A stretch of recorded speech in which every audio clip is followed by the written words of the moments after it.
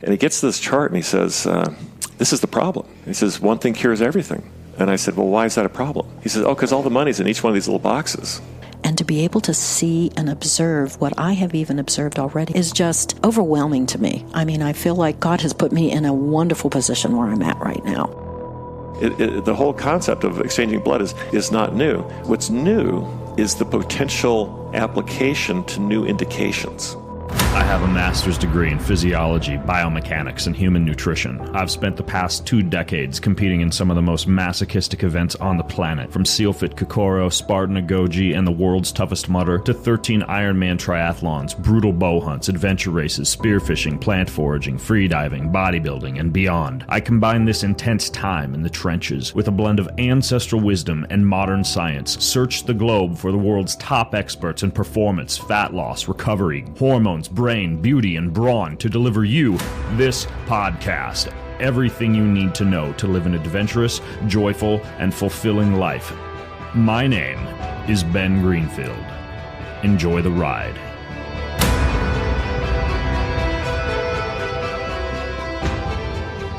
Howdy, howdy, ho. I am sitting in a giant dining room in an Airbnb in Kona, Hawaii, sipping a black cup of 100% Kona coffee. Actually, the cup is green. The coffee is black. And that might be why my introduction sounds a little funky compared to my normal audio, because frankly, I'm sitting at a dining room table in a giant, expansive dining room where dining room tables usually are. It gets a little echoey. I'm breaking all the rules of podcasting. When I used to do this, and I used to do it the right way, and I wasn't as lazy, I'd crawl into a closet. But my kids and my wife are sleeping right now in both the bedrooms. We're on a hunting and fishing trip in Hawaii. We're hunting wild pig and goat and sheep, and not hunting for fish. We're fishing for freshwater, spearfishing for prawn, and hunting out in the ocean, fishing out in the ocean for, to get those words correct, for tuna and marlin. It's my friend and amazing hunting guide down here, Justin Lee. Just having a wonderful time. But I want to bring you today a very, very good podcast episode. I had 2 people from the Young Blood Institute depend upon my house. No, they descend upon my house. And today's episode is quite interesting. It's all about young blood transfers, and I was on the edge of my seat for this one as I listened to these folks talk about all the near miracles they seem to be achieving with this. We're close to Memorial Day, though, before we jump in, and I have a few little handy-dandy specials going on for you over at Keon, my playground for all things health and wellness. That's the company I created to blend ancient wisdom with modern science to make amazing coconutty, chocolatey, salty bars and wonderful coffee, almost as good as this Kona coffee. Organic, clean, pure. Some of the best weight loss and joint support and immune support supplements. The wild Mediterranean oil of oregano I use every day when I travel. My anti-aging skin serum. It's all over there. And you, during Memorial Day, get $15 off any order of $100 or more. You get $25 off any order of $150 or more. And you get $40 off any order of $200 or more. How do you like that? Just go to getkeon.com, getkion.com.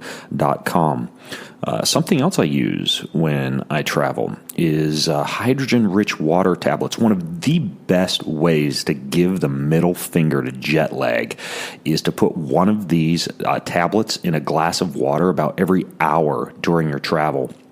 I swear by these hydrogen tablets. They're an antioxidant. They're a cell signaling molecule. They enhance mitochondrial function. They're good as an anti-inflammatory. I use them every day, but I like quadruple up when I travel. I also even have a hydrogen-rich water generator in my basement. Everything I use hydrogen-wise is from the company Trusi, Trusii. You can get 30% off these hydrogen-rich water tablets, and you can look into a system for yourself like I have. You go to TrusiH2.com/Ben. That's TRUSIIH2.com/Ben. Grab some tablets, especially if you got any travel coming up. TrusiH2.com/Ben. All right, let's go talk to Mark Erdahl and Gloria. Please enjoy this episode. It's life-changing. Are we on? Oh, yeah, sorry, I forgot to tell you. Yeah, we're on. So we're sitting here at my kitchen table, and I have this fella named Mark Erdahl. Do you pronounce your name Erdahl or Erdahl? Erdahl. Yeah. We just finished crushing the obstacle course and the cold pool. How do you feel, man? Awesome, baby. That was killer. Sweet. So I'll give you a mighty fine introduction here in just a second, Mark. But also seated beside you is the wonderful Gloria. What would you actually call Gloria? Your lead nurse, your head nurse, nursing supervisor. Nursing supervisor. She manages a team of nurses that we've got across the country. Okay, gotcha. And Mark and Gloria reached out to me. This must have been like 4 or 5 months ago, huh? Yeah. And Mark emailed me an intriguing message about some very cool breakthrough protocols that he and his team are using for conditions such as Alzheimer's and Parkinson's, and filling me in on stuff that I'd never before heard of or seen, although I was slightly familiar with you, Mark, because I'd heard about you from actually someone who's in our studio audience right now, Dr. Matt Cook, former podcast guest, who's also sitting here at the kitchen table. And you can wave a virtual hello if you want, Matt. He's waving for those who are listening.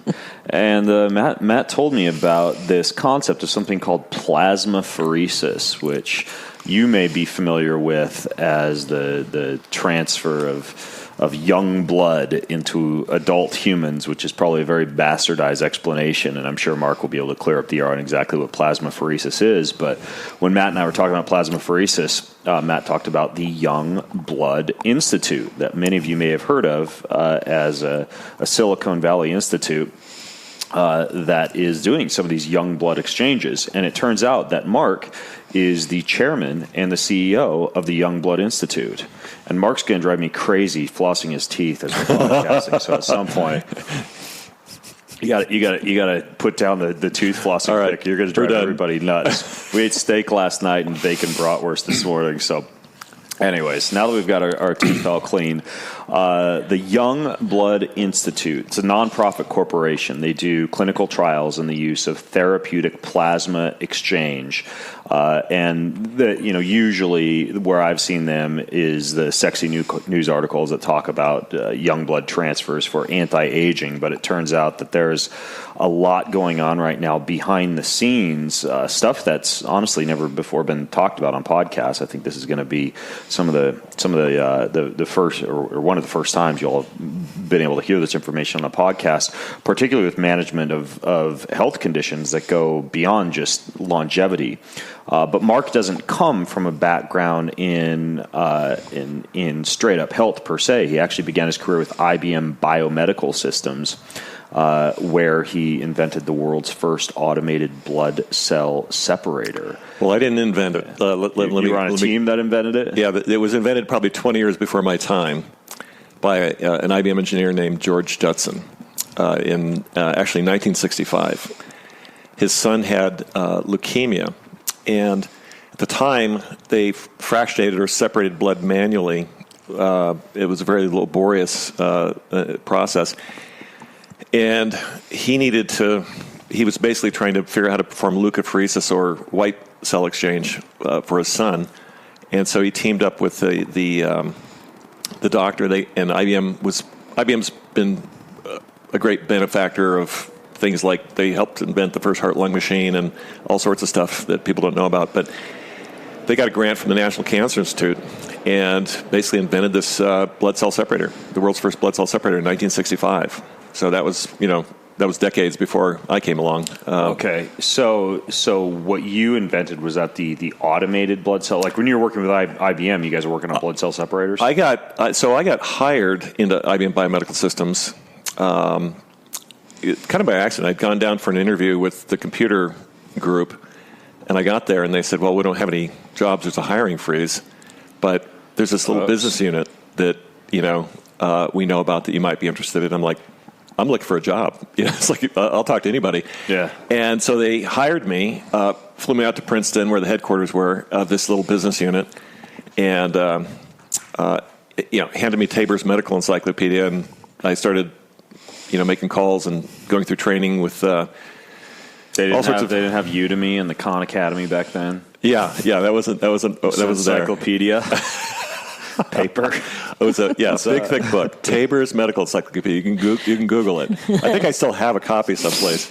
But no, they had a really good, in IBM tradition, great training program, and I was part of a kind of a new team of recruits that got trained and sort of deployed to everything from Red Cross to Cedars-Sinai Hospital. I was in L.A. at the time, and it was an amazing experience. I actually, not to digress too much, but we had another product that they used in open heart surgery that used wash-packed red cells. And like month 2 on the job, I sat at the head of the table next to the anesthesiologist, Matt, and watched open heart surgery, which was pretty incredible. But the blood cell separation and exchange was kind of a very profound breakthrough at the time, or a few decades before. But what is blood cell separation and exchange? Well, basically, the machine draws blood out of one arm. It spins it around in a centrifuge that has a special plastic container, if you will, consumable so that you can swap out these the consumables every time. Separates the red cells, the white cells, the platelets, and the plasma. They all separate by specific gravity, so the heavy stuff goes to the outside. Similar to what they do when they're doing like a PRP, like a platelet-rich plasma? It's similar to that. Okay. This sort of preceded PRP when it was started. But then the machine can be dialed to extract exactly the component you want. So you want to collect platelets? No problem. You want to collect plasma, red cells? You can do anything. And then you can exchange it by introducing fluid at the same time. So let's say you're doing plasma exchange. You're basically drawing the blood out of one arm. Okay. The machine extracts takes out the plasma, puts the rest of the blood back, the white cells, the platelets. Without the old plasma in it? Without the old plasma in it. And then you drop in the new plasma through an IV concurrently. And where's the new plasma coming from? So there are many choices available. At least there's 2 primary choices. There's actual plasma, and there is purified plasma components. So what happens there's a whole a multi-billion-dollar plasma donation industry that is supported by lots of kids going to college that get $50 to show up and donate, and they take that plasma, which is 95% water, and distill out the water. And then what's remaining primarily are albumin, immunoglobulins, and fibrinogen. And they purify those components, pasteurize them, which is basically heat them up and wash them, clean them, et cetera, and then package them up as pharmaceutical-grade products that are regulated around the world. And then it's kind of like frozen lemonade. Add water, got lemonade. Add water, got plasma. So our current and first protocol uses the purified plasma components, and then you just add an IV bag, with saline water basically, and electrolytes, and sort of reconstitute the plasma. And that's what you do at the Young Blood Institute. That's our first protocol. Okay, so you wound up leaving IBM Biomedical Systems. Well, they sold the business unit. Okay. To Cobe Laboratories, which became the dominant, supplier of these machines, and they redeployed us into the computer division. And I went off to do a bunch of tech stuff, fiber optic, channel technologies and workstation technologies. I ended up spinning some technology out of IBM and running a company called Applied Science Fiction that we sold to Kodak, after about 5 years, and did some M&A work, some investments, bought a business unit from a company and spun it out, grew it, 100% a year over a few years. And one day I just kind of woke up and, I realized that all the stuff that I was doing, like my friends and my family, it was like boring them to tears. It wasn't that, it was interesting to tech people. Mm-hmm. But I thought, I wanted to do something for humanity, something that made a difference in the lives of people that I held dear. And I'd read about this mice research at various. You're talking about the one at Stanford? Well, Stanford, UCSF, Berkeley, Harvard did some studies. Tell people about the mice research. Well, it's pretty gross. It has this elegant name, heterochronic parabiosis. What it really means is taking a couple of mice and slashing them down the side and stitching them together and sort of commingling systems. They call it the systemic milieu because it's not really blood exchange. It's sort of blood and guts. and then they measure, what's happening with. That's far different than what most people think that the mouse experiments are. Like I always envision just like a tiny, elegant little tube going from one mouse to the next. No, sounds a lot different. No, they don't have little microneedles that they can stick in the mice, and they don't have little chairs for them to sit on, and it's a pretty. And they use this very sophisticated equipment to measure what's happening. But I kind of liken it to watching the Civil War with the Hubble telescope. It's like you've got a very sophisticated instrument to watch a very gory process. And I went and met with some of the mice research people, and because I was curious, what they were finding. And one of the guys I met with, he had this interesting chart where he had a bubble called young blood at the bottom, and he had these vertical bars on the top that were all these age-associated disorders, Alzheimer's, Parkinson's, cancer, heart disease, et cetera, et cetera. And he gets to this chart and he says, this is the problem.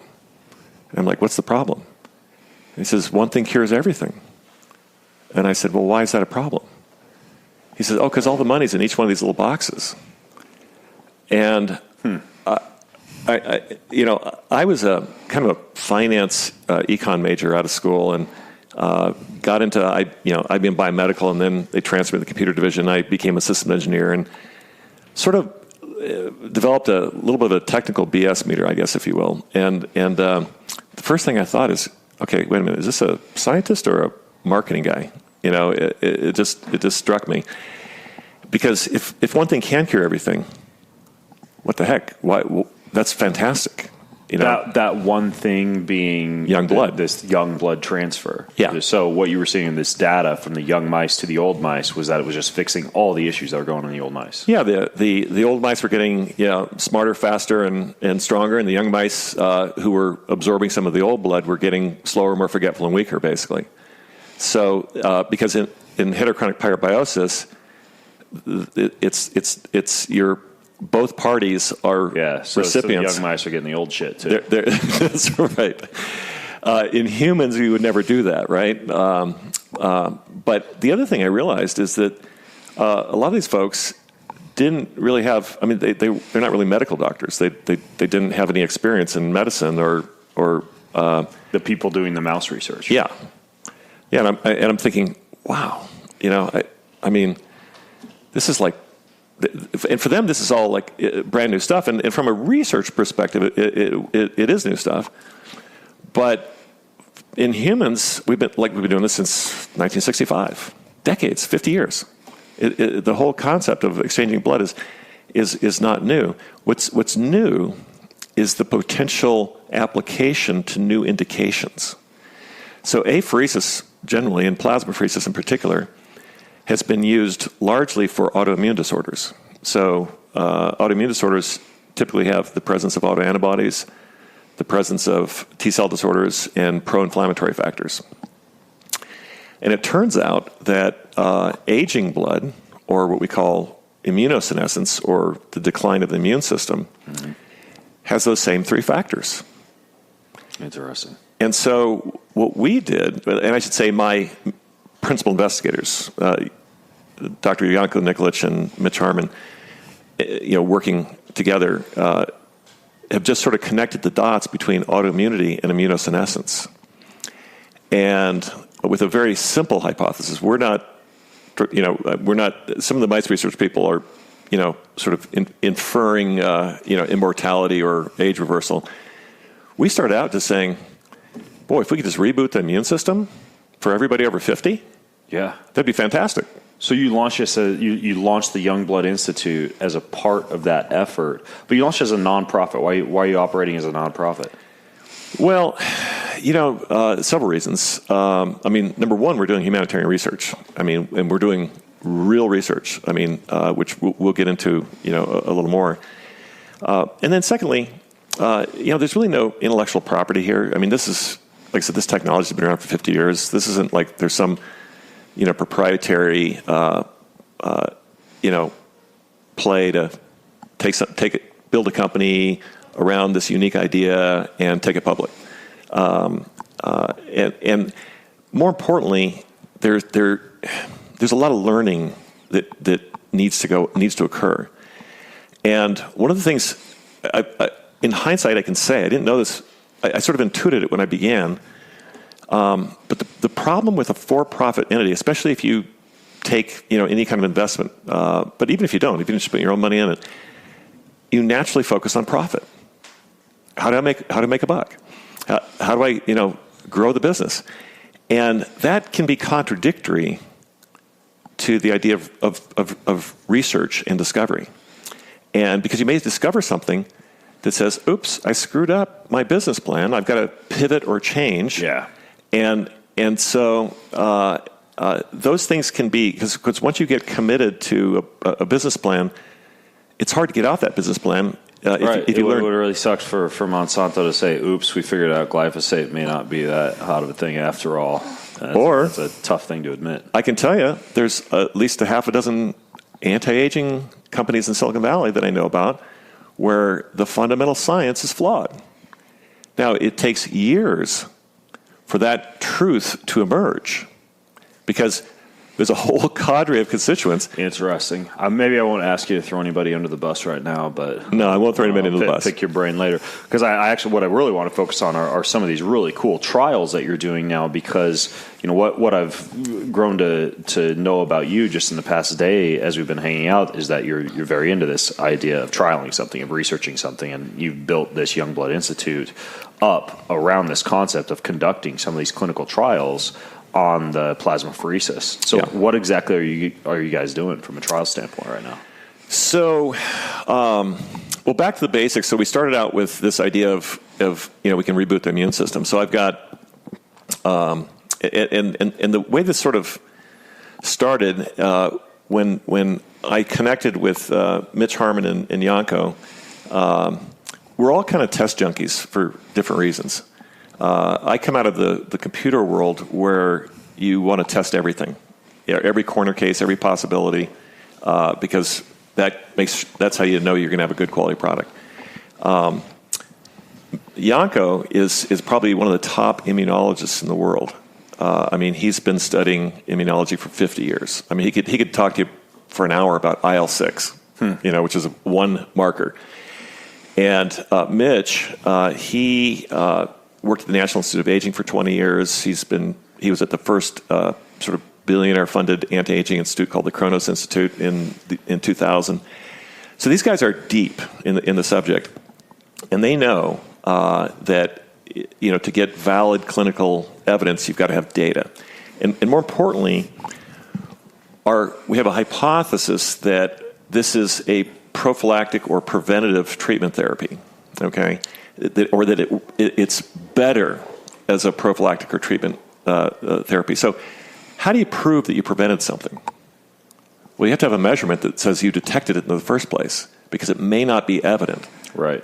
And so that's the first thing. The second thing is that there's a lot of, let's say, anecdotal data, and Gloria will share some of this later when we get into some of the things that she's seen, that suggests that the effects of plasmapheresis extend beyond, that they're systemic, and that they extend beyond the specific indication that is being treated. And so we wanted to cast a broad net, to capture anything and everything that was occurring. In other words, we want to look at the whole elephant. There's a lot of people, and this is kind of how medicine works. You come in, the elephant's got a problem with the trunk. Well, let me fix the trunk. Oh, let me fix the tail. Let me fix the toes. And yet we knew that these other phenomena, like I fixed the tail, but guess what? The nose improved while we were at it, but we didn't document that. And so I see. Okay. We just very simply said, well, what the heck, if we're going to spend all this money and do all this work, let's just try to capture everything that's happening. So what are you tracking in terms of biomarkers?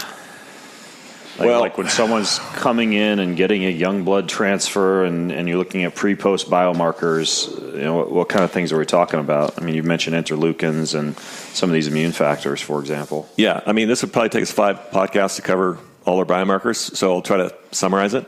You're holding like 8 pieces of paper in your hand. Yeah, I just brought along to show you. Yeah, so okay. The first set that we've got what we call the standardized patient care physical exams. These are what the local doctor will administer, if you will.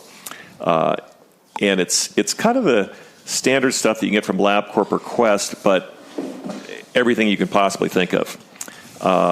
But dealing with cardiovascular... it's like a complete blood count, comprehensive metabolic profile, red blood cells, white blood cells, hormones, just all of the stuff you get from a big blood test. All that stuff. Markers of oxidative stress, neurological, cognitive, muscle... Gloria just mouthed the words more to me. You can talk too, Gloria, if you want to. I know we're going to be turning the mic over to you shortly, but you can talk. I'll share this with you. Let me look at this one. This is kind of what we call the basic stuff that we use to screen for inclusion and exclusion criteria. Oh, wow. So you're doing like grip strength, 1 rep maxes. So you're not just testing biomarkers. You're doing a lot of physical capacity, muscle function, neurological, cognitive. Everything we can do. Wow. Muscle biopsies.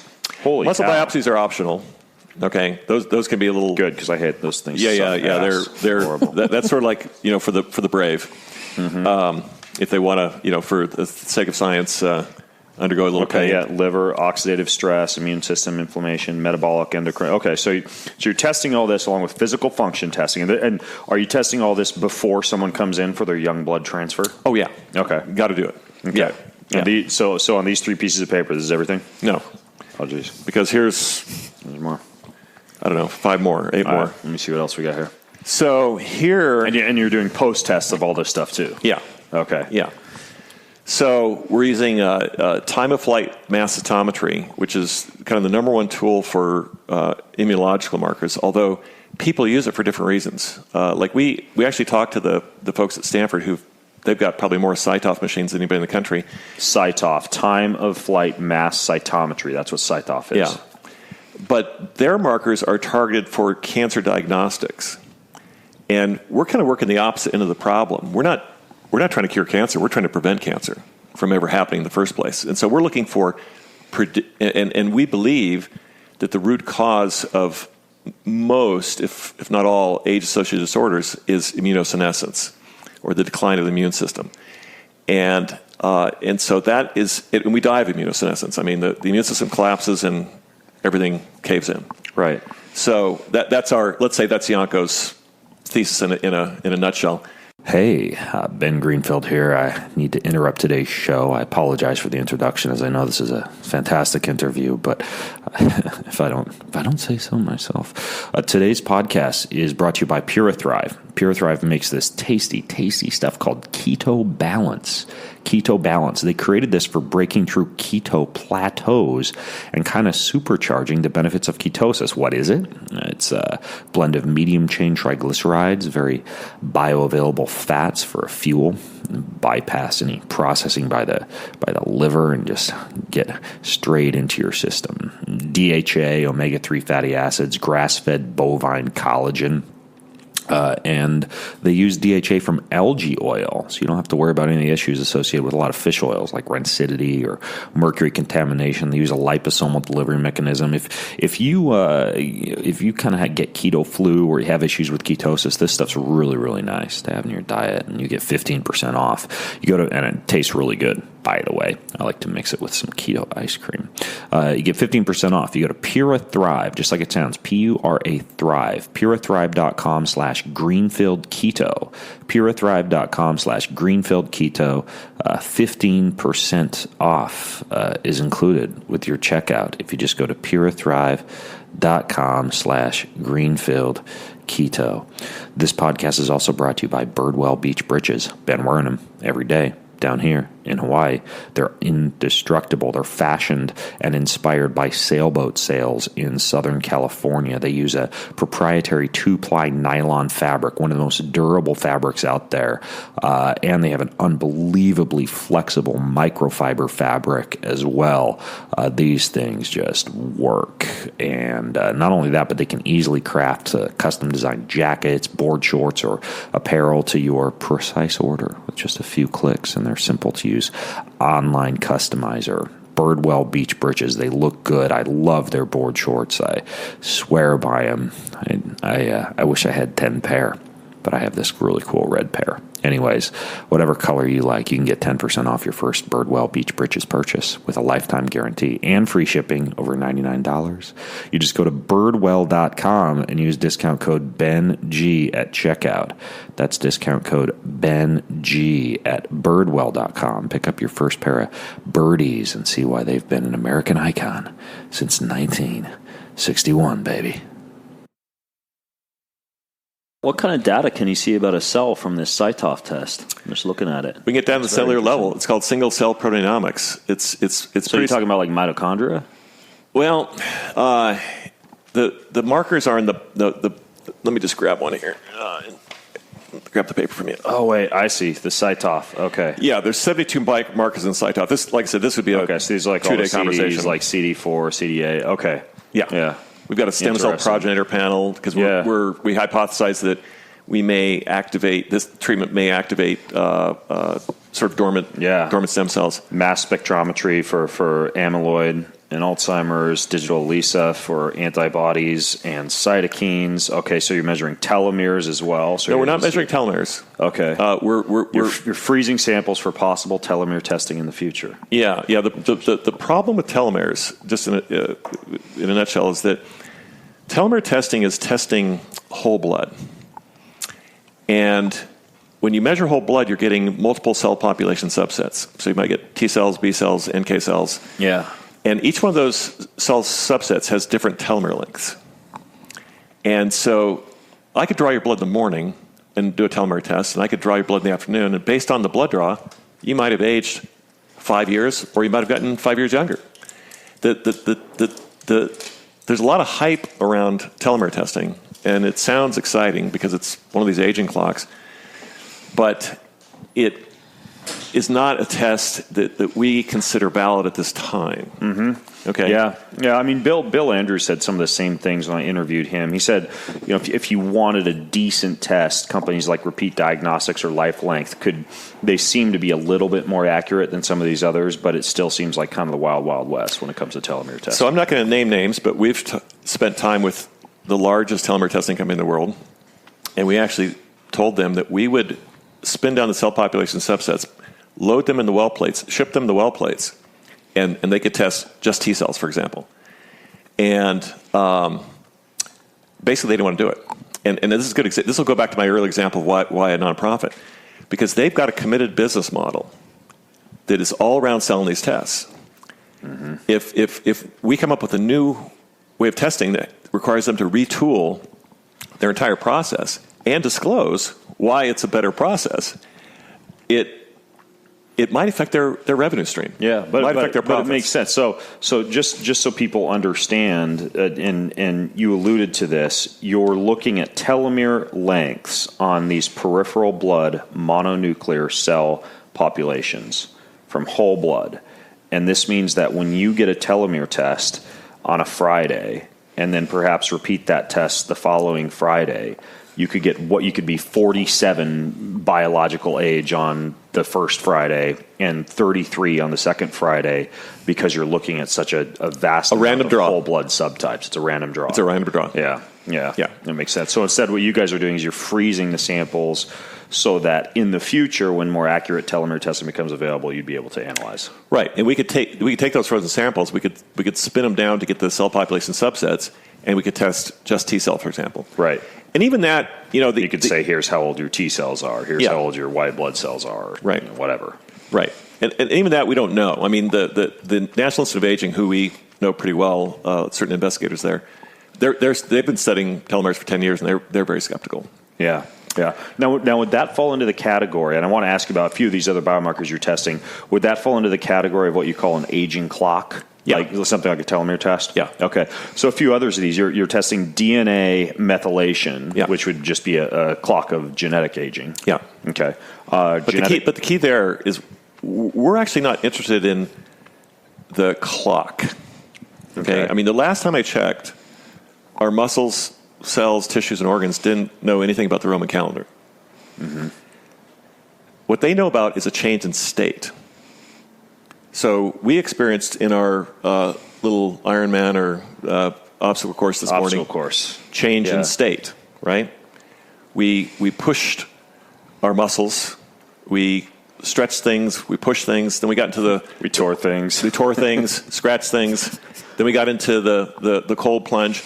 So our bodies, our cells, our tissues, our muscles are all experiencing changes in state, and they're responding to those changes in the state. We think positively, of course. That's why we're doing it, and rebuilding and repairing and calling on the natural function of the body to do that. So what we're interested in is, how do things change? They change. Is it better? Is it worse? But trying to derive some artificial man-made concept of an age, it's kind of irrelevant. I mean, would you rather be 30 and you could hardly get out of bed, or would you rather be 120 and you're doing 1,000 push-ups? Right. So what you're saying is, if I were going to measure DNA methylation, you wouldn't want to say, oh, you have the DNA profile of a 30-year-old or a 45. You'd instead want to say, well, you, Ben, here's how your methylation patterns are changing. How they're changing, and importantly, we're getting like 500 what we call CPG subsites or loci that are the data underneath the clock, all the different methylation markers, and we're going to correlate it to all the other data that we're collecting. Mm-hmm. Because what we're interested in is which markers are changing. Now, we know from the NIA believes, the National Institute of Aging, that about 20% of the DNA methylation markers matter, and the rest are kind of gratuitous. And so what we're going to do is we're going to see which ones are moving and sort of compare those with the 72 CyTOF markers and the digital lysis stuff and everything else, because again, we're trying to build this picture of the whole elephant. Yeah, I mean, but this is one of them. I mean, I've been through the whole health nucleus and some of these whole genome sequencings and full body MRIs, but I haven't seen a list of data this complete, because you've also got blood viscosity, based on blood thickening with age. You've got genetic biomarkers. I got to show you something here, Ben. Okay. And Gloria's got it on her computer. You've got digital biomarkers, so you're using all these like self-quantification tools to see what's going on. Well, you know what? I want to ask you about those in a second, but what do you want to show me regarding blood viscosity here? Okay. Viscosity? Yeah, hold on a second. I'm going to blow that up. No, I'm going to... That's a pretty pink computer you got over there, Gloria. Okay. Thank you. I got to type. It's rose tone. Jewel encrusted. Okay. Gold plated. So I'm going to show you something that is not often seen. Okay. This is a picture of the output plasma of our first subject. By the way, can you send me this photo if people want to see this in the show notes? Let me check with our investigators. Okay, but just before you keep going, by the way, folks, for those who are listening in, show notes are going to be at bengreenfieldfitness.com/youngblood. So if you go to bengreenfieldfitness.com/youngblood, anything Mark can share with me, I'll post over there. All right, so what are we looking at here? You're looking at thick, goopy, gross output plasma. Looks like a bag of oatmeal. Yeah. Exactly. That's exactly how I quoted it what also. we had for breakfast this morning. It was thick oatmeal. It was one of the few, I have seen After 25 years of plasmapheresis, a lot of plasma. So this is plasma that came out of one. This First was a subject. young First donor. subject. This would have been like a sick person that came in. Oh, this is our first subject. This was our first subject. In his 70s. In the 70s, he was in his 70s. But this was his very first treatment. But I had never quite seen it come out as oatmeal-ish as this. It's like a bag of pus. Yeah. Yeah. Go to like the, I don't know, 2 treatments later or something like that. Anyways, as we were observing this is what I had started. I had asked Mark, are we able to photograph these? Well, no. Gloria, let's tell the story truthfully here. I just get this photo across the email, and it turns out that the subject took the photo. The subject is a friend of mine. And You mean the patient? The patient, Okay. yeah. And he decided to take a picture, Gloria insisted that he take the picture, and he sent it to her, and she sent it to us, to Yanko. Okay, so what I'm looking at right now is I got this bag of plasma. This is the old plasma that you took out of this 70-year-old guy. Yeah. It looks horrible because I've had PRP procedures done Yeah. before. Like plasma doesn't usually look like that. Yeah. And then you're seeing the big bag of improvement. it. See, this is like 2 or 3 treatments later. Okay. It's starting to look normal, and I think... So you keep on drawing the plasma out, putting the young plasma in, drawing the plasma out, putting the young plasma in over multiple procedures. Yeah, the challenge with plasma exchange is it's kind of like trying to change the oil in your car without draining the oil pan. We don't have an oil pan; we can't drain it. Yeah. And so you're taking plasma out, you're putting plasma in, and maintaining a constant volume. But after a while, the old and the new start to intermix. And so the best you can get is sort of 2/3 is the rough rule of thumb. And then mathematically, there's sort of a formula, but over 6 treatments, you can get rid of 98% of the old stuff. Okay? But the interesting thing here is the mice research people have been debating for 10 years. Is it adding the new stuff or is it getting rid of the old stuff? Well, treatment 1, we've pretty much figured out that getting rid of the old stuff matters. What now? Next to this bag of old plasma, there's like a hand holding up a bottle. Well, no, this is the old plasma's up here. Okay, so that's the old plasma, and this is how the plasma. So it's becoming more clear. It's more clear. Now, would that be a change? Does that mean that this person's plasma is decreasing in viscosity? Yes. And that's pretty profound because viscosity is like one of the primary markers of aging in plasma. It's a huge. It's like a blood clotting. Well, it's really it's blood viscosity. It's whole blood viscosity. This actually began a discussion of whole blood of viscosity. Well, actually, go to the second picture real quick because I got to share one more. The one of the blood clot. So the second subject comes along, happens to be the wife of the first subject or patient. We got a blood clot in the machine. The machine stops from this second patient. And this is a different type of viscosity issue. It's called low shear viscosity, or the stickiness or the clottiness of the blood. So it turns out that as blood ages, it becomes thicker, and that's there's data on that on the chart. sheet I'm holding. Yeah. Okay. But and that's been tracked for 50 years. But what's new, what we're tracking that's relatively new, is what's called low shear viscosity, or the stickiness or clottiness of it. And it turns out should be like risk for a stroke. Right. So now, I know both of these subjects are patients, right? And I'm talking to the husband, and he reports having the best sleep of his life after the first plasma exchange treatment. I said, well, if you're not pushing around all that sludge, it must be easier on the engine. But he said, but my wife didn't feel any different the next day. Or, the next week or whatever. Right. And I said, well, how does she feel about not having a stroke? Yeah, the machine had the stroke instead. It stopped it through a machine. The machine had the stroke. Through your machine. Right. But, interestingly enough, in her case as well, in all cases really, what we're seeing is these odd characteristics of the output plasma that vary from individual to individual. But in all cases, after 6 treatments, they normalize to that golden color, straw, semi-transparent, clear stuff that we normally think of as plasma. Wow. Okay, so blood viscosity, that's a big one. These pictures are crazy. I don't know if you guys are legally able for us to post these, but if you are, you'd send them over because these are pretty cool. I'll figure that part out first. Yeah. See what you can do. Okay, so then you're also measuring digital biomarkers. What are digital biomarkers? So Apple Watch, Fitbits, all that stuff. We're talking about like heart rate variability. Okay. Well, everything. We'll just suck up everything we can get. Sleep cycles. You measuring sleep cycles? Everything we can get. Yeah. Wow. Yeah. Okay. And then big data of the body. What's that? Well, so we're collecting such a huge amount of data, and then we're looking at data that has never.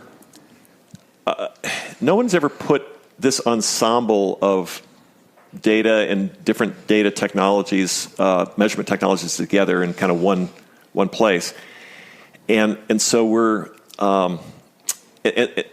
There's the data itself, and then there's the data about the data, or the correlations, which we would call metadata.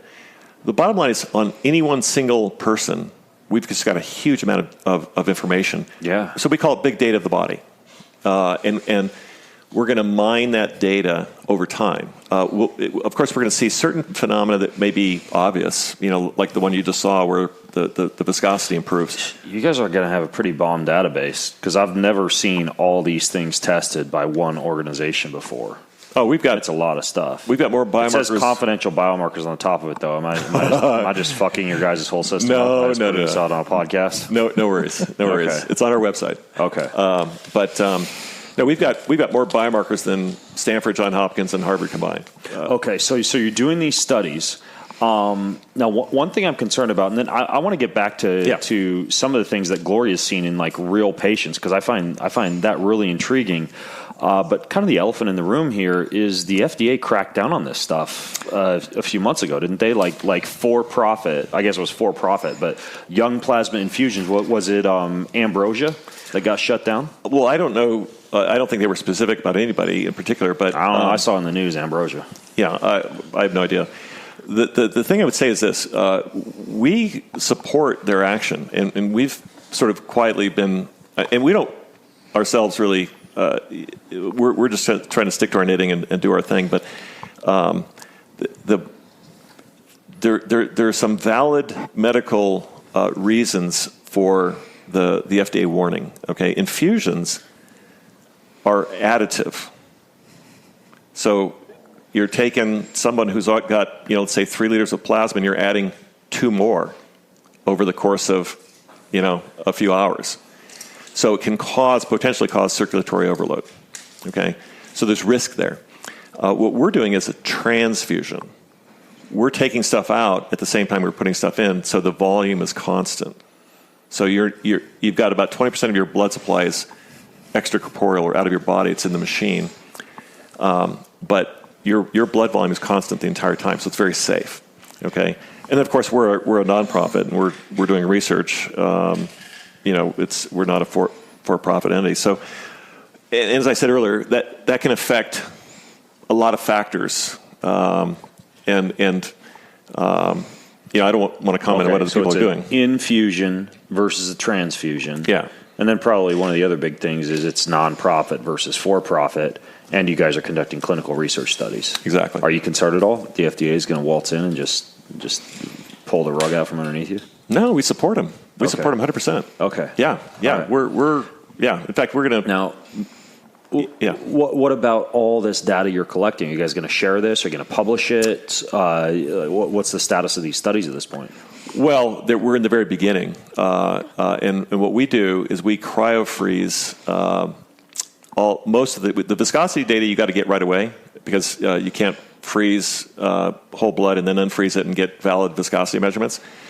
So we ship that off. We get that data right away, and we get some of the standard physician exams right away. But the CyTOF and the digital lysa and some of the exotic stuff, we basically cryofreeze the samples, and we're going to unfreeze them in batches, and then test all the samples concurrently, same day, same machine, same operator, so we can get clinical grade consistency. That's kind of the proper way to do it from a clinical trial standpoint.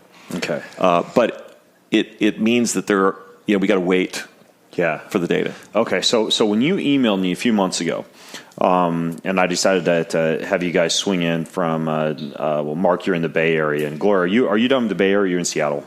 I am actually in Florida. Okay, so you're in Florida. But I was close. She was up here at the time. Okay, so you were in Seattle at the time. Yeah. That's right. When you shot me that email. And I thought, hey, we could pop over. I thought you were... Yeah, just drive the 5 hours and pop right over. A lot of people think that. A lot of people think Spokane's right next to Seattle. I get that all the time. I'll get emails from people. It's like, hey, I'm in the Seattle airport. I got a layover. Can I swing over and say hi? I'm like, sure. It's gonna be a few hours. Anyways, though, so when you emailed me specifically, what you a term that you dropped in that email was, you said, Ben, I got to tell you about this thing called a neuro protocol that we're doing. Yeah. And I found this incredibly interesting because you were talking about potential, and I don't know if you can say this, but I can. But you're talking about potential like curing of Alzheimer's to a certain extent, or some pretty impressive management of Alzheimer's. And when you mentioned this neuro protocol thing, I'd never heard of neuro protocol before. What is that? So it's an extension of our current protocol. So our current protocol is 6 treatments over a 6-week period. Okay. The neuro protocol that we're adopting, okay, because this has been studied for 10 years by Grifols, which is a multi-billion-dollar plasma therapeutics manufacturer, starting in Barcelona, Spain, back in like 2007-8 timeframe. And I've talked to folks there. I know some of their people, and they started studying this, 10 years ago, and they developed a protocol that they launched about 4 years ago that is similar to ours in the first part 1, the 6 full treatments over 6 weeks, but then they added a partial monthly treatment once a month for 12 months. So it's kind of like you're getting your oil changed, and then you're topping it off with a quart of oil once a month, every month for 12 months. And Gloria worked on that study. In fact, she was the first team lead on that, the U.S. version of that study in Florida. And when I originally found Gloria and I was interviewing her, I didn't really see. I was looking at kind of the nursing experience, and then she mentioned something about being on the AMBAR study, Alzheimer's Management by Albumin Replacement. That's what AMBAR stands for. Okay. And I said, you were in the AMBAR study? She goes, oh, yeah, I started the whole thing. And I'm like, where's that on your resume? She goes, oh, it's down in the management section. And I'm like, Gloria, put that up there in the nursing section, because the health implication is so much more important than the management part. And I already knew about that study, and I already talked to at least one of the investigators at Grifols, and I had a pretty good idea of its significance. But when I met Gloria, she started sharing actual stories of actual people that she treated, and it just blew my mind. In this study. I mean, and then and the study was involving this Alzheimer's, the transfusion, or not the transfusion, the transfusions, plasma exchange. Sorry, I was thinking not infusion, but transfusion. Transfusion. Okay. Yeah, plasma exchange, transfusion. Exactly what we've been talking about. Exactly what we're doing. Okay. Yeah. In fact, to be honest, we kind of set up our base protocol to be able to augment it with the extended protocol, because we knew this day would come. Okay, when we would launch this neuro protocol. The difference simply is that we believe that there are more indications in addition to Alzheimer's that can be treated with this, including Parkinson's and possibly ALS. Now, there's not good data on Parkinson's and ALS, and the data on the Alzheimer's study hasn't really been published. It's been announced in Barcelona last fall. They announced a 61% success rate in stopping the progression of Alzheimer's at the, I think, the World Congress on Alzheimer's disease, or something like that. I can get you the exact conference. So they announced kind of the headline result, which I called one of the guys at Grifols, and I said, I think you're sandbagging this. He says, what do you mean? I said, well, I happen to have a team of nurses that worked on this actual study, and they were bedside and saw this stuff. And you just claimed that you stopped the progression. He says, yeah. And I said, well, I'm pretty confident that there were people who actually recovered their memories and were at least semi-cured. And he says, well, we wanted to be conservative in our statements. And I said, well, that's fair. I understand that. Still, like that's pretty huge. I mean, well, I should ask you this, and then I want to hear from Gloria some of these stories. What about Dale Bredesen, that book, The End of Alzheimer's, where he has like this whole multimodal approach where they're using, light therapy and high dose fish oil and a ketogenic diet, and he's published some case studies where he claims to have reversed to a certain extent the progression. Are you familiar with any of his work at all, Dale Bredesen? Yeah, very familiar with it. And what I would say is this: our approach to clinical studies is that our investigators look at only de-identified data. They don't actually see subjects. They don't get paid by those subjects. They're not like their patients. Mm-hmm. Okay, kind of a separation of church and state, if you will.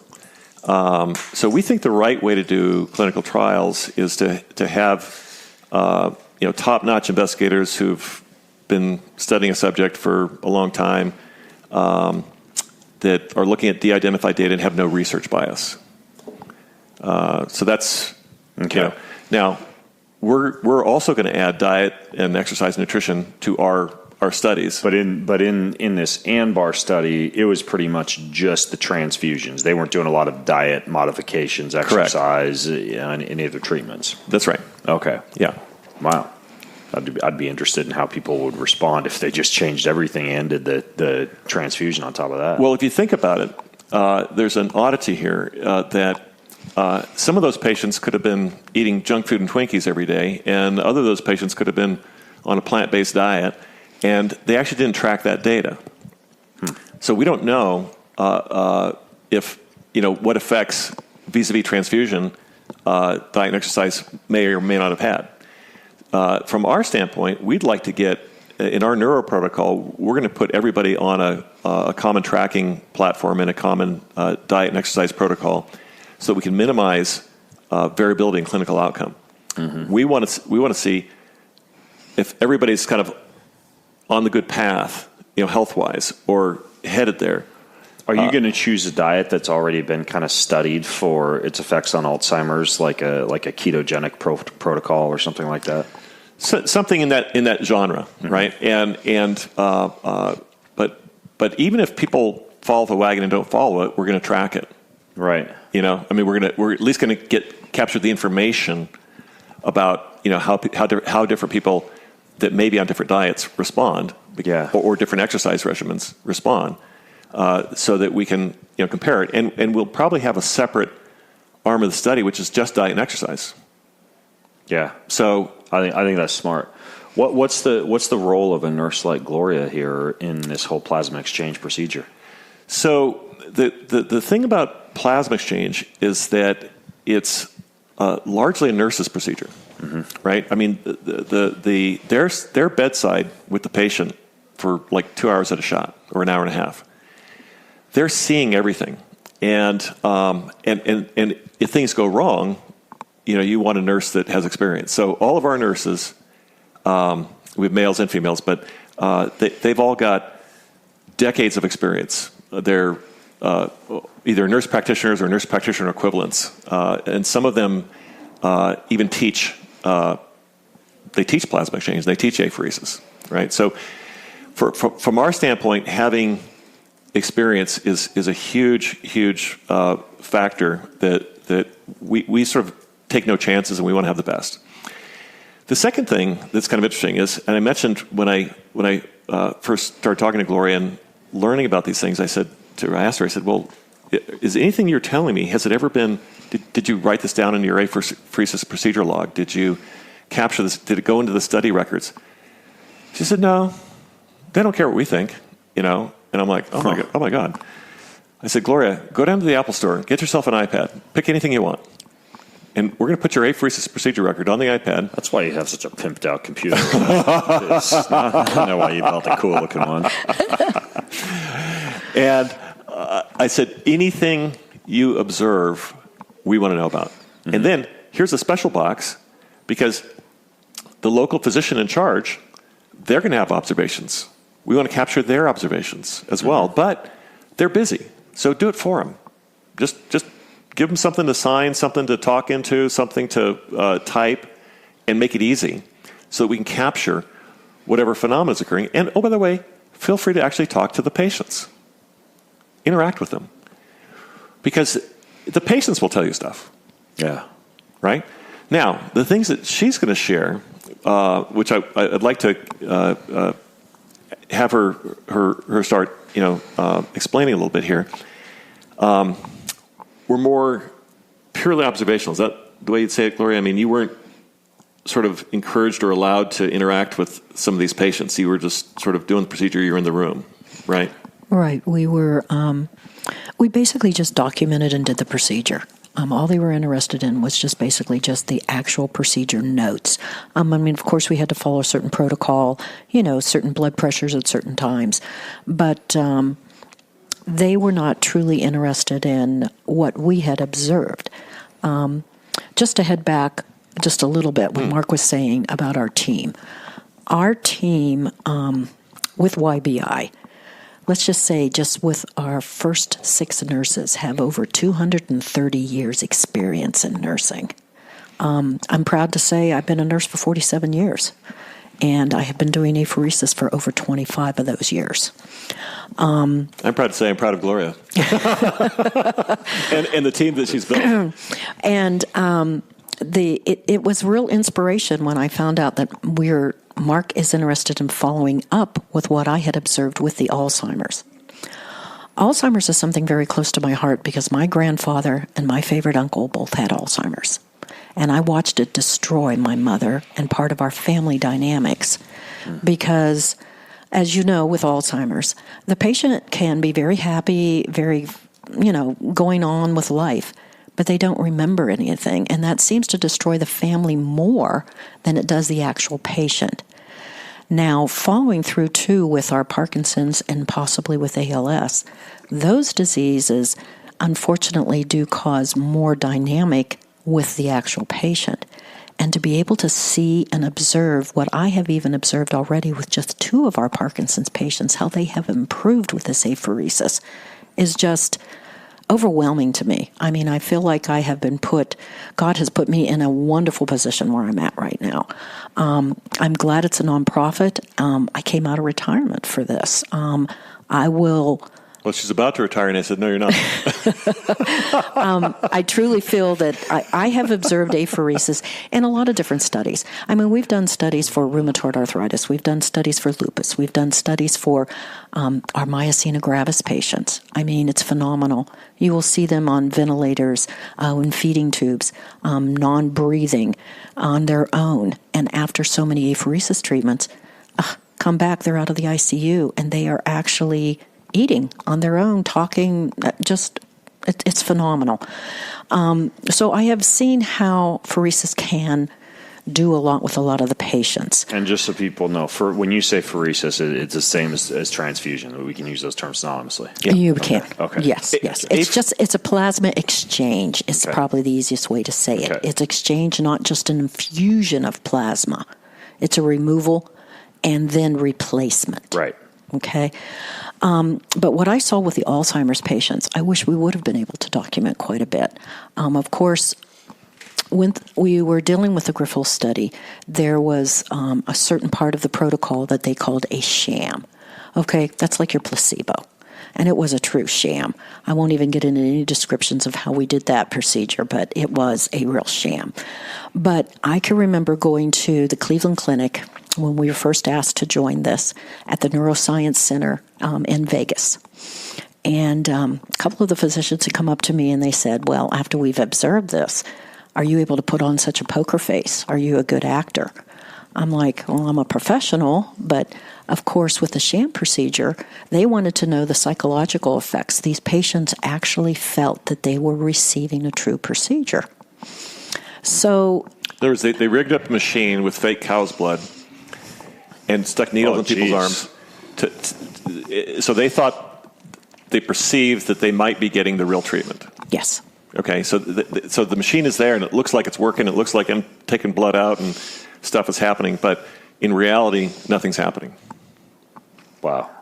So it was a sham. Okay. Yeah. It's a placebo. Yeah. It's also sham is actually a technical. Yeah. Technical But term. it's a good sham. And It's a sham like where they did the knee surgeries and they showed that people who thought they had a knee surgery had just as much relief from knee pain, but they literally went in and did like a fake incision and didn't do True. the ACL replacement, or I forget if it was a meniscus repair or what it was, but you had one arm with this sham and then one arm that was getting the real pheresis.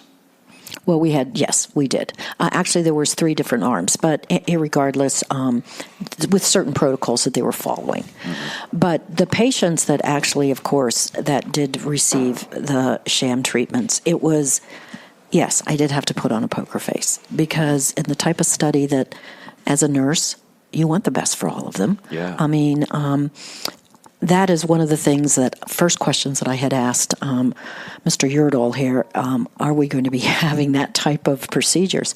No, everyone receives the best. We do have a different neuro protocol, but every patient receives what we call. Yeah, and what we're doing, and credit to Mitch and Yanko for thinking about this, is we're using different arms. Mitch and Yanko are your scientists. Yeah, my scientists, Dr. Harmon and Dr. Nikolic. We're using comparative control arms. So we will have different protocols that we will compare and contrast in all cases in the hope that, this is the best. In fact, in our neuro protocol, we think we've made some improvements over the Grifols protocol. Okay, just for example, the diet and exercise. Just tracking that alone is an improvement, for example. But we're not. We don't think that the mind is going to fool the cytokines or the cells. In this case, but we do think that we can legitimately compare different protocols, and we can have what we call internal controls in our study in a given arm of a protocol to compare different replacement fluids. It's a very ethical way to go about things. I mean, if somebody is getting into one of these studies or doing these protocols, the last thing you'd want is someone with Alzheimer's or Parkinson's who's looking for every last shred of hope to be giving cow's blood. So you're doing a good. Well, they're not giving cow's blood, but the cow's blood is running through the machine. Right. So it looks. They think they're getting something. They're getting a good protocol. Yeah. Okay. All right, that makes sense. So what kind of stuff were you noticing, Gloria? What kind of things are you finding? Okay.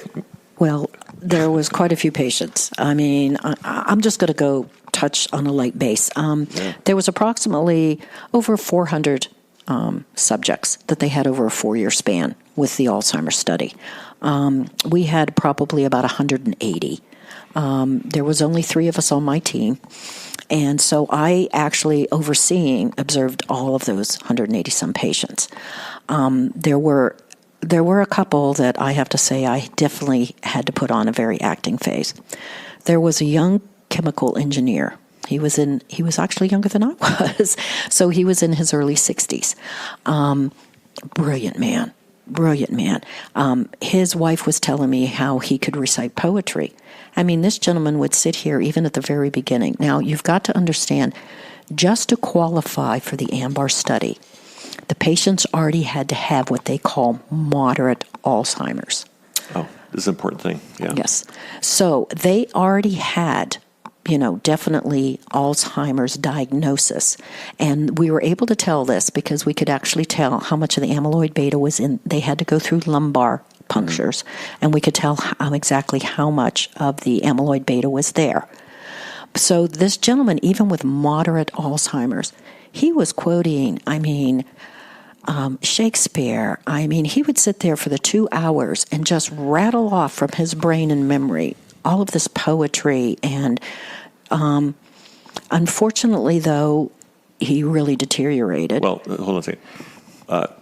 Because he was on the sham. He was a sham. I cried almost for days when I found out where he had fell in. Wow. Because we do meet the patients prior to treatments.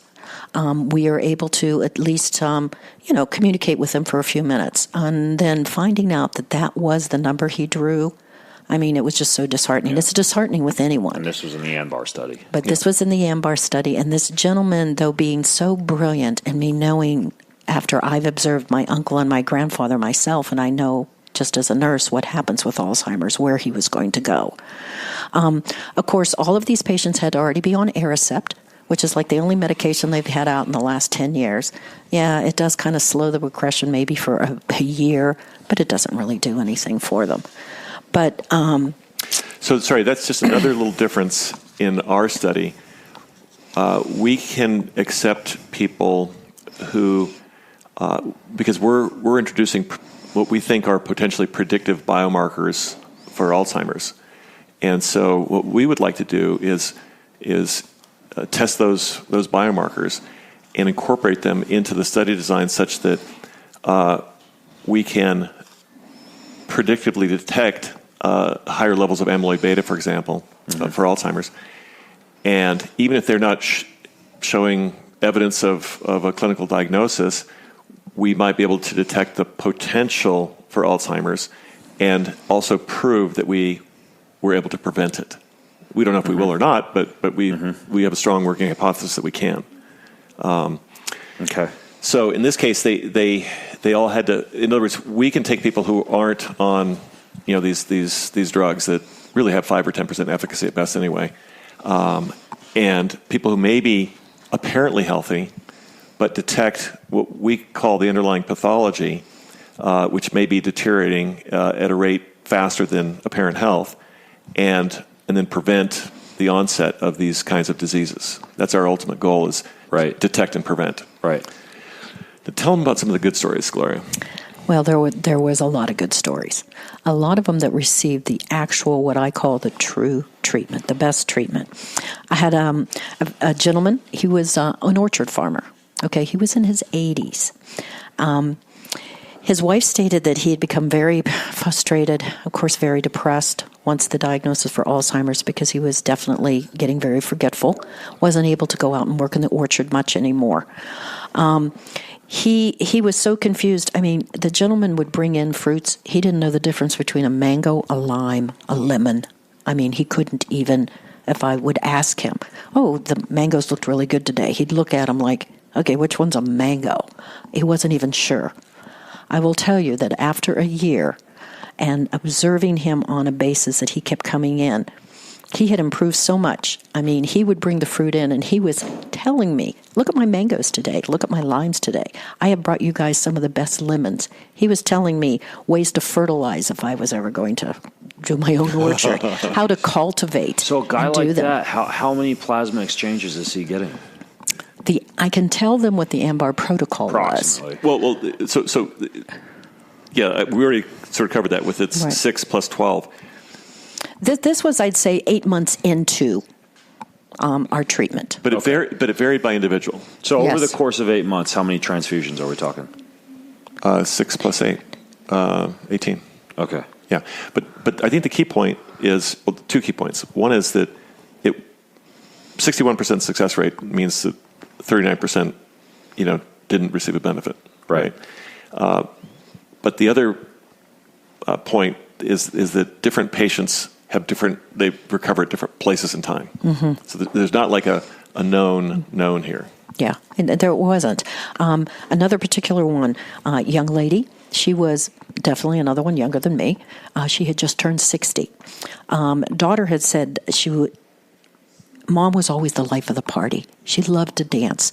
Okay, she was to the point, this was a person that was, besides being, of course, very forgetful, couldn't remember even her own daughter's name, rarely smiled, didn't even laugh, didn't really communicate much, maybe just a couple word sentences when I had first done the treatments with her. We were only into like our 2nd month, okay? She comes in and the daughter goes, I don't know what you're giving my mom, but I want it. She wants to go to dances. She wants me to take her to Spanish dances every Friday night. Wow. She is out doing things. By the time we were done with about 3 more months treatment, I will tell you, this young lady got her groove back. She was flirting like crazy with with the physician. I mean, it was just so wonderful to see. And another great observation with her, of course, besides the memory, she was looking much younger. I mean, she looked like she was not even in her 50s. Well, start of that, I have to say, a couple... You mean like skin, wrinkles, skin, hair? Her hands, her skin. I mean, she looked so much younger. And with that observation, a couple of us nurses were trying to figure out how we could get this apheresis because I wanted to look 10 years younger. It was just amazing to me just to be able to observe what was happening with her. First question every nurse in our study asks, can I get in the study? Actually, that's something I wanted to ask you. Like, are you right now having just, let's say, like healthy people who are already healthy come in and do this as just like an anti-aging preservation type of protocol? Well, let me just qualify what you said with apparent health, right? So we think there's a curve of apparent health over time that may look pretty good, and then people kind of fall off the cliff and suddenly they've got 3 diseases.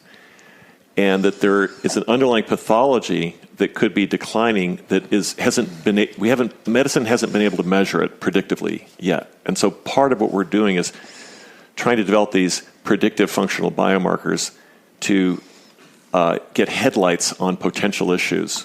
So if we use the word apparently healthy, the answer is yes. Okay? But what we may discover in our study is you apparently look healthy or seem healthy. But in reality, you've got some problems with the immune system. Or have you had anybody like let's say whatever, like some 20-some-year-old person who's a fit athlete or something like that come in and just do a transfusion? No. The low end of our study right now is age 30. And we start out with 50. And then I was actually meeting with the folks at the Stanford Human Immune Monitoring Center and just sort of bantering about what we're doing and investigating the possibility of using their CyTOF machines, which we ended up using another source at University of Arizona. But they had asked about the lower age limit, and I said it was 50. And they said, well, you should think about lowering that. And I said, why? And they said, because it all starts much earlier. It all starts in people's 30s and 40s. And if you've got this level of sophistication of measurement, you want to capture that demographic. And I just sort of like hit myself in my head. I'm like, why didn't I think of that? Of course. You don't just suddenly get Alzheimer's. You don't suddenly have a depressed immune system. You don't suddenly get a lot of stuff. It sort of bioaccumulates over time. And so we just progressively lowered our age down to age 30 as a kind of a reasonable starting point. And there are people in their 30s who have manifestations of age-associated disorders, or they seem to prematurely age. And it's not really, it may not be age, it may be these underlying pathologies. You can identify a lot of those with more of these comprehensive biomarker evaluations we were talking about earlier. We hope to discover, the kind of the 80-20 rule on these predictive measurements, right? And right now we're just casting the net for anything and everything we can possibly test. Yeah. Gloria, were there any other interesting patients? Oh, there was a lot, but I'll just describe just a couple more. There was another gentleman, of course. One of the main things with him, his wife had said that he had gotten quite angry lately, and his, of course, being depressed. Well, he was so forgetful, he had kind of forgotten how to drive. And that was one of the things he used to always like. So she had taken the keys away from him. He was not permitted to drive anymore to his treatments. And very wise decision. And when he spoke, he would basically just use maybe 2-word sentences. I mean, he really was not very communicative at all. And his favorite answer was always, ask my wife. So if he couldn't remember something, he didn't want people, of course, to know that I can't remember. He would just say, ask my wife. I mean, I'd ask him simple things like, what are your allergies? How did you sleep last night? I can remember simple things like, what is your favorite food? Ask my wife. In his defense, I use that phrase myself quite a bit. Got anything going on Friday night? Ask my wife. What are the kids up to? Ask my wife. What's for dinner? Ask my wife. And relatively so to a point saying that. But I mean, I got that response for months from him. And then as time kind of went on with him, he was definitely talking a little bit more. Well, he came in one day, and he's carrying the car keys, and he's waving them in front of me, and he goes, my wife let me drive today. He was so excited because he got to drive to the treatment. It was just so great to see that from him. And then toward the very end, I mean, he was telling me detailed stories about his grandchildren. He remembered their names. He was describing all these wonderful things about his children. In other words, he regained his memory. His memory was coming back. And this is where I sort of... It's not like you stopped progression of memory loss. He was actually getting these memories back. Yeah. Mm-hmm. Wow. He was regaining some of them. Either that or I can't say for sure, but obviously if he could have remembered, I mean, when you ask how many grandchildren you have, and he's like, I don't know, ask my wife, you would think that he might have forgotten some of those memories. But things like that, as they come back, you wouldn't forget them. So, in my opinion and what I have observed, I felt that he was regaining his memory back. Wow. There was another incident. This one was quite funny to me. This gentleman came in, and he would follow one of my other patients who always loved to watch the Spanish soap operas. I, unfortunately, do not speak fluent Spanish, maybe one or two words. But if that's what she wished to do, of course, it passes the time. I will say some of the treatments, especially when we got into the monthly ones, because of the amount of IVIG they received, they were in my chair for 3.5 to 4 hours. So, something to watch TV would be great to observe. Well, this gentleman came in, and I would always hand him a remote or say, would you be interested in the TV? And he'd turn it on because he could notice the red button, but he never changed the channel. Well, I figured he liked Spanish soap operas, never paid any attention to it. Well, as the months progressed, one day he turned it on. He goes, can I change the channel?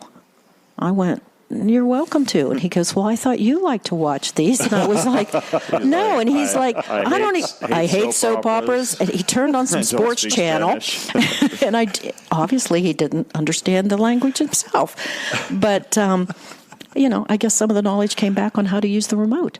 He never asked me, will you change the channel for me? It baffles me that this is not yet common knowledge, that people don't know about this as something that's happening behind the scenes in these studies. Well, there's a whole publishing cycle, protocol, etc., right? And to be fair, the Grifols people, I mean, it's a well-designed study. They do operate with de-identified data, and they've sort of stratified things. And I have to give them a lot of credit for one of the most important studies in the last 2 decades, probably. I think it will eventually prove out to be the case.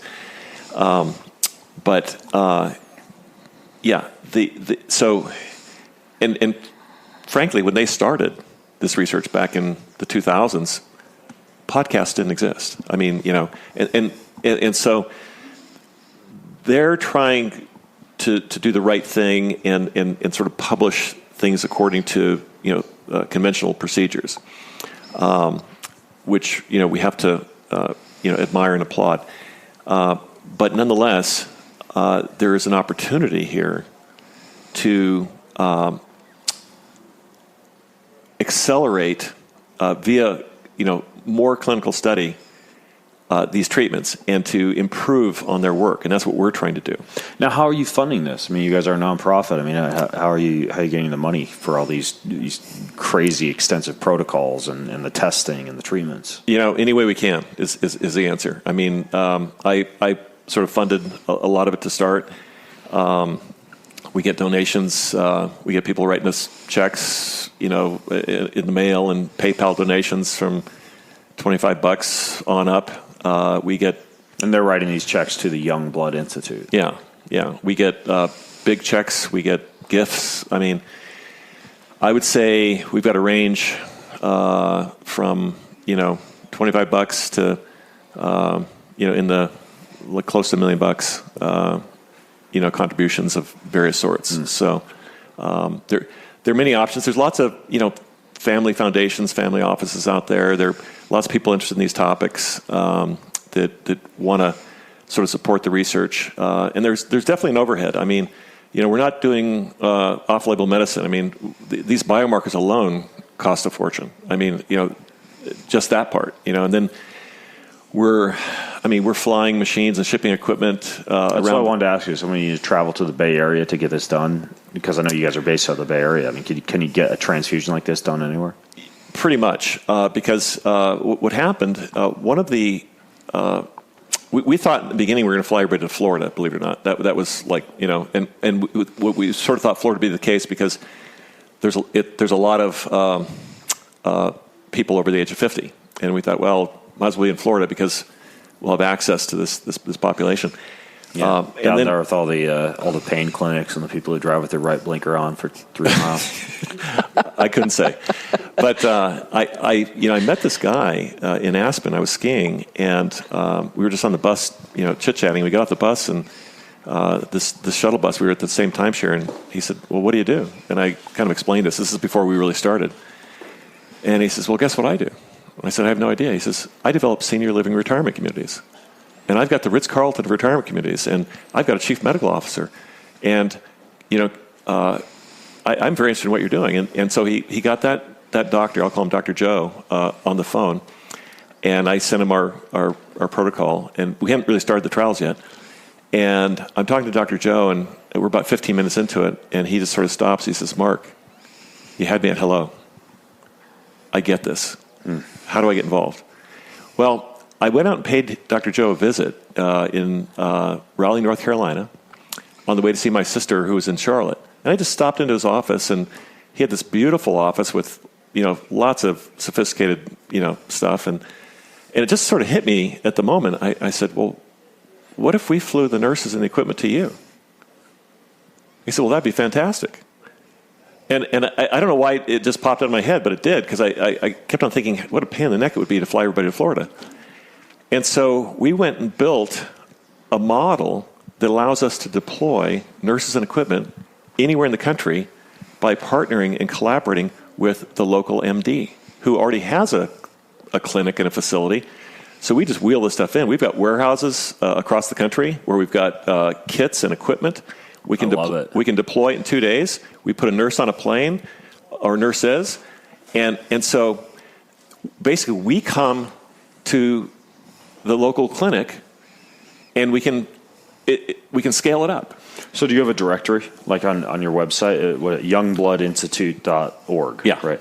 So do you have a directory there where people could be able to communicate with you? Let's say somebody has a parent or a grandparent, or they themselves, and they're interested in looking into this kind of transfusion protocol. Can they just go find a city or a clinic near them?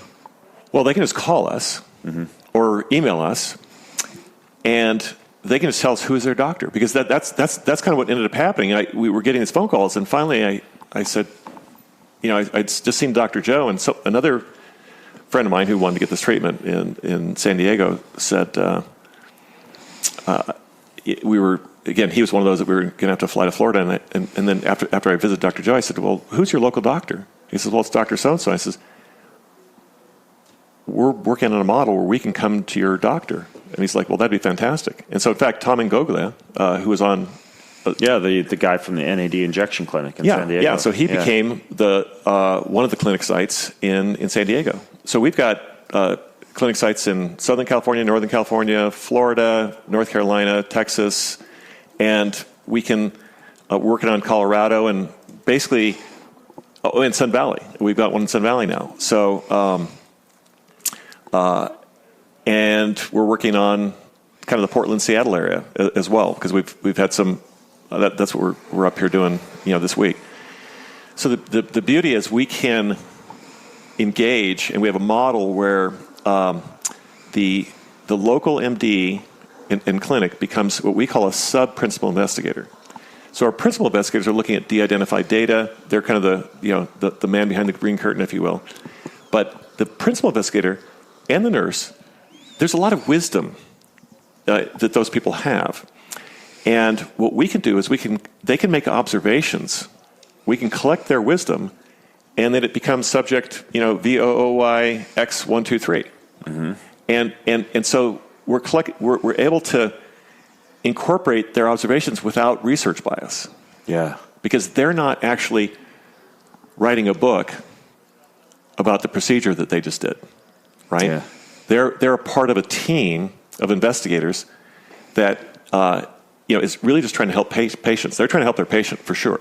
Okay, so they have that Hippocratic. You're just basically kind of crowdsourcing a lot of these people that are doing the treatments anyways. You're collecting data from that, and then you also have these clinical research trials that you're conducting as well with a lot of these more comprehensive biomarkers we were discussing earlier. We get both. Yeah. So really the nurse and the local doctor become human biomarkers. Yeah. Right?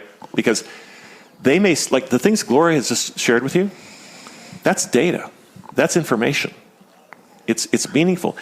And even if it is not necessarily repetitive or it's hard to codify, it informs potential tests. For example, we've got some skin fibroblasts and some we're looking for more dermatology tests, but and Gloria's not the only one in the apheresis world who's told me this. By the way, I've heard this from multiple sources that there's an effect on skin. Skin is the largest organ in the body. It's the most proximate to the bloodstream.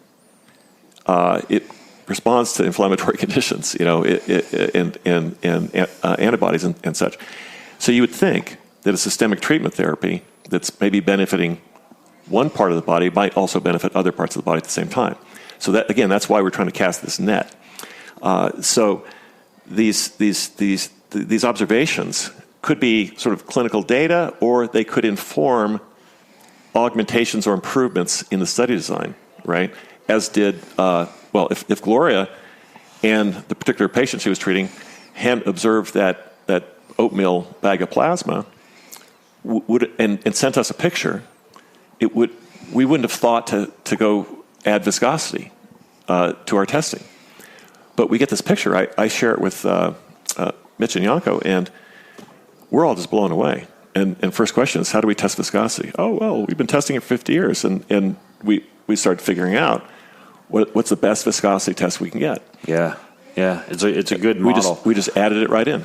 Well, a few things. First of all, I don't think I'm going to have oatmeal this week. I completely lost my appetite. Oatmeal's good for you. After looking at that bag of oatmeal. Second, if people are listening in, if you're listening in right now, youngbloodinstitute.org is Mark's website, but then also, if you go to bengreenfieldfitness.com/youngblood, I'll link to everything that kind of came up during this show today, including the Young Blood Institute website, anything Mark and Gloria feel like sending over that they can send over if they have any cool ass photos or interesting things that I was able to see here that you weren't able to see. If they forward that along, I'll put those in the show notes for you guys as well.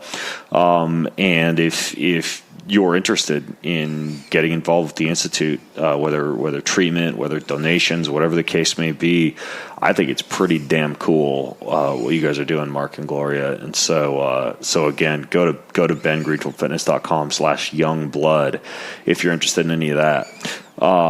And I also want to thank you guys for making the trek out here to share all this stuff with me, with the audience. I know this is one of the first podcasts where this stuff is kind of being discussed publicly, so I feel honored to be able to release this and hopefully do the world a pretty great favor by showing them some of these things that I don't think enough people are talking about. And then finally, Mark, do you want to go out for round 2 of the obstacle course after this? Pretty perky. I'm there. Yeah.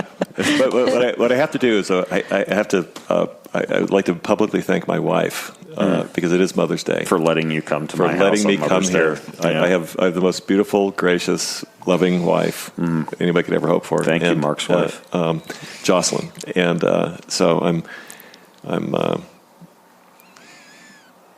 grateful to her. You did something, Ben, earlier last night. You said a little prayer and said, think of someone to be grateful or something to be grateful for. And my wife was the first thing I thought about. I love it. Well, I'm grateful for you guys. Thanks for coming. Thanks for having us. Awesome. Thanks, Ben. Well, folks, I'm Ben Greenfield, along with Gloria and Mark from the Youngblood Institute, signing out from bengreenfieldfitness.com. Have an amazing week. Well, thanks for listening to today's show. You can grab all the show notes, the resources, pretty much everything that I mentioned over at bengreenfieldfitness.com, along with plenty of other goodies from me, including the highly helpful Ben Recommends page, which is a list of pretty much everything that I've ever recommended for hormones, sleep, digestion, fat loss, performance, and plenty more. Please also know that all the links, all the promo codes that I mentioned during this and every episode help to make this podcast happen and to generate income that enables me to keep bringing you this content every single week. So when you listen in, be sure to use the links in the show notes, use the promo codes that I generate, because that helps to float this thing and keep it coming to you each and every week.